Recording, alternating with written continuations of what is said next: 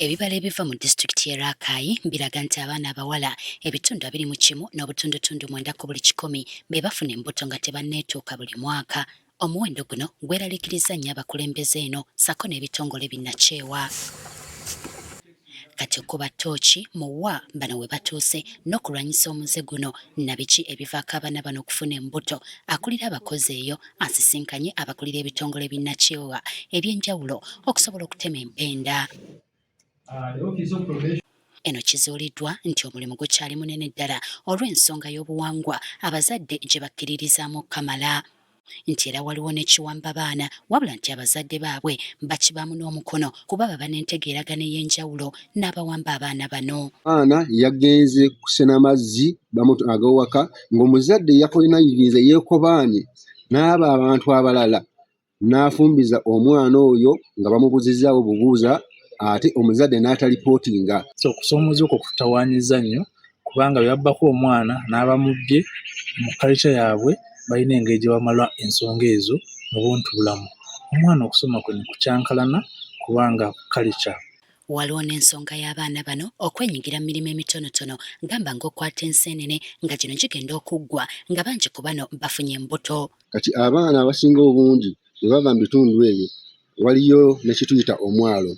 Bajja okukola emirimu egisobola okubabeezaawo nga badduse mu bakadde baabwe. Abaana abo bajja n'osanga nga bali mu nseenene n'obasanga obudde bw'emiyembe bwe gituuka babeera ku kkubo okwo nga batunda emiyembe. Abaana ne bafundikira nga bafunye ki? Bafunye embuto. Kati ng'emu ku ngeri ez'okulwanyisaamu bino, Anthony Magembe atwala ebyenjigiriza e Rakai asabye ebitongole bino okufuba okusensera ebitundu eby'enjawulo n'okusomesa abazadde akabi akali mu baana baabwe obutasoma. Kugeza ng'eggombolola y'Ikagamba terina nnyo bitongole bikolamu era ogenda okutuukayo nga performance yaabwe ne mu bigezo si nnungi. Otuuka ku masomero abaana tebaliyo. Ebitongole bigende nga at least bitambula mu sub counties zonna tufune okutambulira awamu nga district kubanga kati waliwo sub counties zitali mu bitongole zisigalidde nnyo mu byenjigiriza n'ebyobulamu. Godfrey Kimbugwe ow'embeera z'abantu n'atwala ebyobulamu Moses Sakol mu disitulikiti eno mbagamba balina emisango mingi egy'abaana egitamalirizibwanga olw'ensimbi entono gavumenti z'ebawa nga kati baagala zongezebweko omulimu gutambule kalannamu. Kusoomozebwa nti ssente ze tulina okukola emirimu ntono era kyova olaba nga tulina ebitongole ebyo ebituyambako okukwasaganyizaako gavumenti. Gavumenti tugisaba kintu kimu okutwongera ku ssente ezakukola community